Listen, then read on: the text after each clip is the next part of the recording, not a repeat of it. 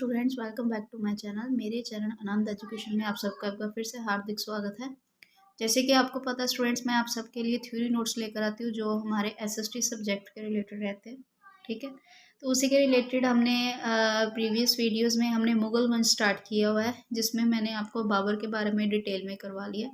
जिन भी स्टूडेंट्स ने वो वीडियो नहीं देखी तो आप मेरे चैनल पर जाकर पुरानी सारी वीडियोज़ चेक कर सकते हैं, उनको देखिए और अच्छे से समझिए। तो फिर जब ये इसके साथ ये वाले वीडियोस कंटिन्यू करोगे तो आपको अच्छे से समझ में आएगा।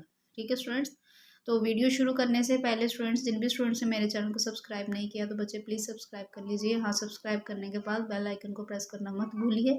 इससे ये होएगा कि आपको मेरी आने वाली वीडियोज़ की नोटिफिकेशन ईजिली मिलती रहेगी।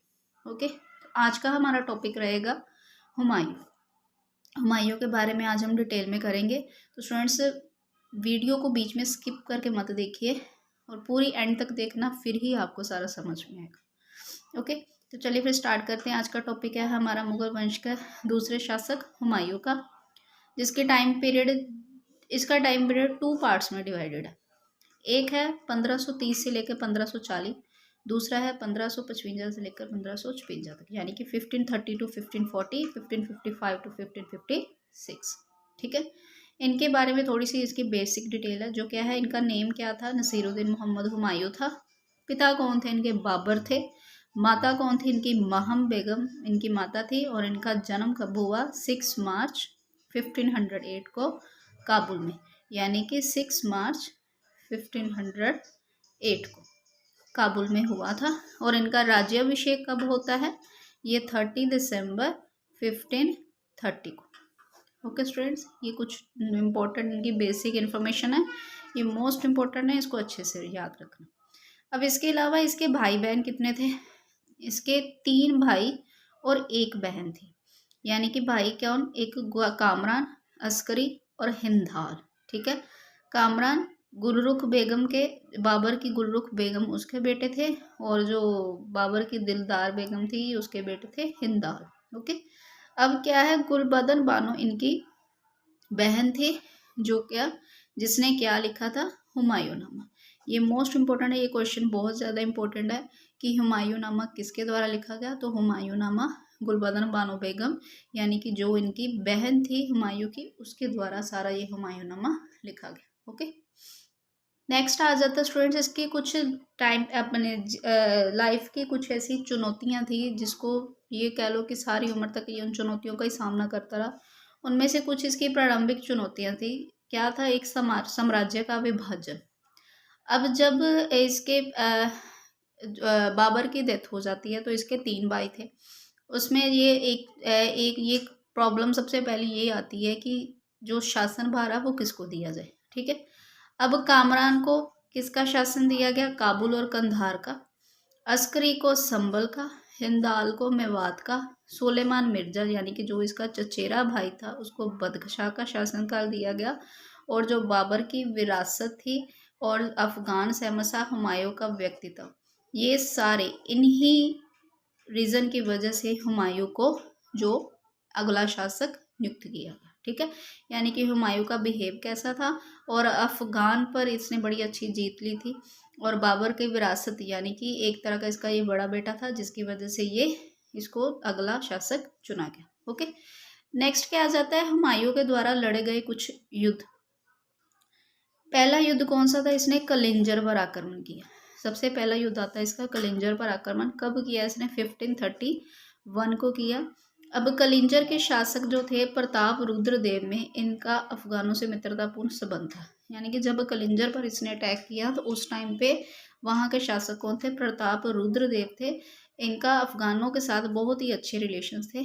अब कलिंजर से धन और क्षतिपूर्ण प्राप्त करे संधि कर हुमायूं वापस आ गया। यहाँ पर क्या करता है हुमायूं ने यहाँ पर जब अटैक किया, प्रताप रुद्रदेव ने उसने हरा दिया। लेकिन उसके बाद वो क्या करता है, प्रताप रुद्रदेव को मारता नहीं है, उनके साथ वो क्या कर देता है, उनको वहाँ से बहुत सारा धन लेकर और उनको उनके साथ संधि करके वो क्या कर जाता है, वापस आ जाता है। ठीक है, पहला इसका ये युद्ध था। दूसरा उसका युद्ध होता है दोरिया का युद्ध। दोरिया पे उसने कब अटैक किया, 1532 में। यहाँ पर क्या था, अफगानों के शासक महमूद लोदी से हुमायूं का संघर्ष हुआ। यहाँ पर जो अफ़गानों के शासक थे महमूद लोदी, उनके साथ हुमायूं का यहाँ पे युद्ध होता है, जिसमें क्या होता है, इसमें भी हुमायूं जीत जाता है। ठीक है, लेकिन यहाँ पर भी सेम इसके जैसे ही वो संधि करके बहुत सारा धन लेके वो फिर वापस आ जाता है। नेक्स्ट आ जाता है चुनारगढ़ का गेड़ा। चुनारगढ़ में जब चुनारगढ़ पर जब इसने अटैक किया, इसको घेर लिया चारों ओर से, कब की बात है ये, 1532 में। इसमें क्या किया, हुमायूं ने चुनारगढ़ को शेर खान से छीनना चाहा, पर संधि हो गई और शेर खान ने अपने पुत्र कुतुब खान को हुमायूं की सेवा में भेज दिया। यहाँ पर भी क्या होता है, जब हुमायूं वहाँ पे अटैक करता है, उस टाइम वहाँ का शासक होता है शेर खां। शेर खां को वो क्या करता है, शेर खां और हुमायूं के बीच में फिर संधि हो जाती है, और इसके बदले में शेर खां क्या करता है, अपना उसका बेटा होता है कुतुब खां, उसको ही वो क्या करता है, हुमायूं के सेवा पे वहां पर भेज देता है। ठीक है, नेक्स्ट होता है इसका बहादुर शाह से संघर्ष। बहादुर शाह से ये कब की बात है, 1536 to 37 के बीच की बात। इसमें क्या होता है कि गुजरात के शासक बहादुर शाह से हुमायूं का संघर्ष हुआ। इसमें हुमायूं ने मालवा व गुजरात पर अधिकार कर लिया, परंतु 1 वर्ष के अंदर ही गुजरात और मालवा स्वतंत्र हो गया। इस पर जब हुमायूं ने अटैक किया तो इसने क्या किया, इसने मालवा और गुजरात पर अधिकार तो कर लिया था, लेकिन 1 साल तक ही ये इसके अंदर रह सका। इसके बाद गुजरात और मालवा इसके हाथ से निकल जाता है। ठीक है, अगला आ जाता है चुनारगढ़ की विजय। चुनारगढ़ की विजय कब की है, 1538 का टाइम पीरियड में। हुमायूं ने चुनार के किले पर अधिकार कर लिया। चुनार से आगे बढ़कर जब हुमायूं ने बंगाल पर अधिकार कर लिया, सबसे पहले इसने चुनारगढ़ पर अटैक करता है, चुनार के किले पर अपना अधिकार कर लेता है। इसके बाद क्या करता है, वो चुनार के आगे बढ़कर वो फिर बंगाल पर अटैक करता है और उस पर भी अपना अधिकार कर लेता है। ठीक है, इसी टाइम में दूसरी साइड क्या होता है, उधर आगरा में हिंदाल ने स्वयं को स्वतंत्र बादशाह घोषित कर दिया। यानी कि आगरा में जो इसका भाई था हुमायूं का, हिंदाल, वो क्या करता है, जिस टाइम पे ये हुमायूं इन लड़ाइयों में व्यस्त था, उस टाइम पे क्या किया, हिंदाल ने आगरा में खुद को एक स्वतंत्र बादशाह घोषित कर दिया। ठीक है, और खुद गद्दी पर बैठ गया। इसके बाद क्या होता है, चौसा का युद्ध। चौसा का युद्ध 1539 में, ये मोस्ट इम्पोर्टेंट वॉर, हुमायूं की जितनी भी वॉर है उसमें से ये एक ऐसी वॉर है जो मोस्ट इम्पोर्टेंट है। इसको ध्यान से देखना कि शेर खां ने जब चौसा में हुमायूं को पराजित कर दिया। अब शेर खां यानी कि जिसको हम शेरशाह भी बोला जाता है, वही शेर खां जिसका संघर्ष इसके साथ चुनारगढ़ में हुआ था। जब चौसा पर अटैक करता है तो शेर खां ने चौसा में हुमायूं को हरा दिया, और हुमायूं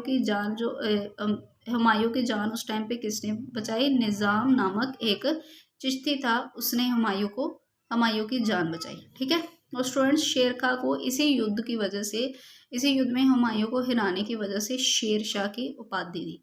यहाँ से क्वेश्चन बनता है, मोस्ट इम्पोर्टेंट चीज़ है, समटाइम एग्जाम में आता है कि शेर खां को शेरशाह की उपाधि किस युद्ध के बाद मिली, तो वो चौसा के युद्ध के बाद मिली। ठीक है, नेक्स्ट रहता है कन्नौज और बिलग्राम का युद्ध। इसके बाद कन्नौज का युद्ध आ जाता है। ये कब का है, 1540 यानी कि 1540 में हुआ।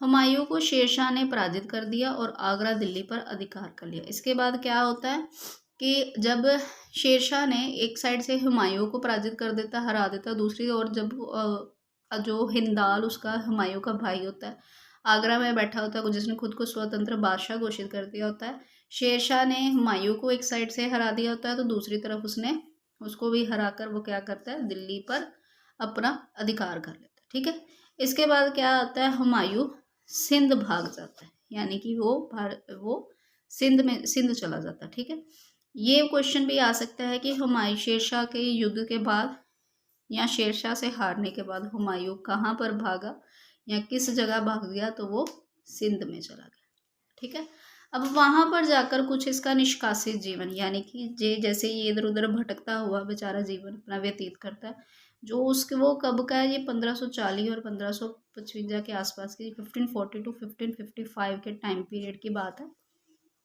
इसका ये जो लाइफ थी वो सारा इस टाइम के बीच में, यानी कि जब ये इसका शासन वगैरह सब कुछ छिन जाता है, उस टाइम की लाइफ है उसकी।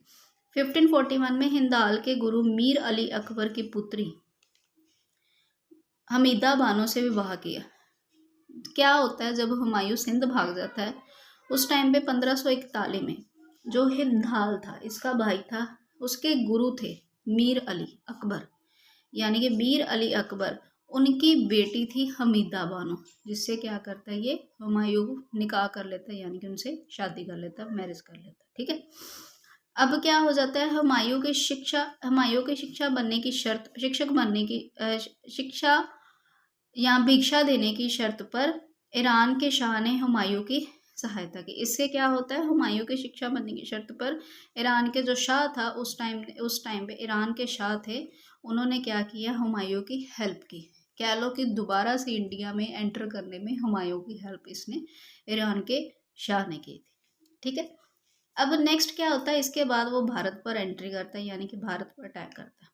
वो क्या टाइम पीरियड इसका, 1555 में मछलीवाड़ा युद्ध में उसने क्या किया, पंजाब को जीत लिया। ये क्वेश्चन है कि हुमायूं ने, ये क्वेश्चन पूछा जा सकता है कि हुमायूं ने किस युद्ध में पंजाब को जीता, तो वो मछलीवाड़ा युद्ध में। ठीक है, अब 1555 में क्या किया इसने, सरहिंद युद्ध में हुमायूं ने सिकंदर सूर को पराजित कर दिया और पुनः साम्राज्य पाया। इसके बाद क्या होता है कि यानी कि जो शेरशाह सूरी का पुत्र होता है सिकंदर सूर, 1555 में क्या किया, हुमायूं ने उसको हरा दिया, उसको हराकर ये दोबारा से फिर क्या किया इसने, फिर से अपना साम्राज्य इसको वापस मिल जाता है। ठीक है, उस टाइम पे इसके साथ कौन था, बैरम खां इसके साथ था। अब इसके बाद क्या होता है, इसका शासनकाल चलता है, ये अपने शासनकाल में बड़े मतलब कि ऐशो आराम की ज़िंदगी जीता है। तो इसको ये जो हुमायूं था, ये किताबें पढ़ने और लिखने का बड़ा शौकीन था, इसी वजह से इसने दीन पनाह का एक लाइब्रेरी भी बनाई। ठीक है, जो इसने लाइब्रेरी बनाई थी अपने लिए, और उन्हीं सीढ़ियों से गिरकर इसकी क्या हो जाती है, 1556 को डेथ हो जाती है, यानी कि मृत्यु हो जाती है। उस टाइम पे कहते हैं कि ये हुमायूं था, ये जो पहनते नहीं, जो राजा महाराजा पीछे उनके लटका सा चोगा टाइप एक बहुत लंबा सा कपड़ा लटकता होता है, तो वैसे ये वैसी ड्रेसिंग सेंस थी इसकी, जिसकी वजह से क्या होता है कि दीन पर आके जब लाइब्रेरियों से ये स्टेयर्स पे सीढ़ियों में से जब उतर रहा था, तो उस टाइम पे इसके खुद की ही ड्रेस इसके पैरों में अटक गई, जिसकी वजह से सीढ़ियों गिरने की वजह से इसकी उसी टाइम पे डेथ हो जाती है। ठीक है, और हाँ ये एक इम्पॉर्टेंट चीज़ है, जो हुमायूं था ये ज्योतिष में बहुत विश्वास रखता था। ठीक है स्टूडेंट्स, तो हुमायूं के रिलेटेड कुछ बेसिक पॉइंट्स थे, आई होप कि आपको अच्छे लगे हों। मैंने अपनी पूरी कोशिश की है कि आपको पॉइंट टू पॉइंट सारी चीज़ें जो कि बेनिफिशियल है आप लोगों के लिए, ताकि आप इधर उधर एक्स्ट्रा चीज़ें पढ़ने में अपना टाइम वेस्ट ना करें, कि जो मेन चीज़ है, समटाइम क्या हो जाता है स्टूडेंट्स एक्स्ट्रा चीज़ें पढ़ते रहते हैं, बट जो मेन चीज़ें होती हैं उन पर ध्यान ही नहीं जाता। मेरी पूरी कोशिश है कि अपने थ्योरी लेक्चर्स में आपको उन टॉपिक्स पर मैं लेकर आऊँ। ठीक है, तो स्टूडेंट्स ज़्यादा से ज़्यादा स्टूडेंट्स को शेयर करिए।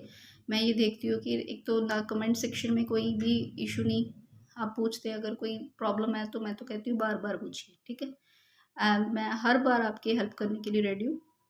ज़्यादा से ज़्यादा स्टूडेंट्स को शेयर करो ताकि उनको भी इन वीडियोज़ का बेनिफिशियल हो सके। ठीक है, बेनिफिट हो। तो ठीक है, मिलते हैं नेक्स्ट वीडियो में। Okay, bye bye.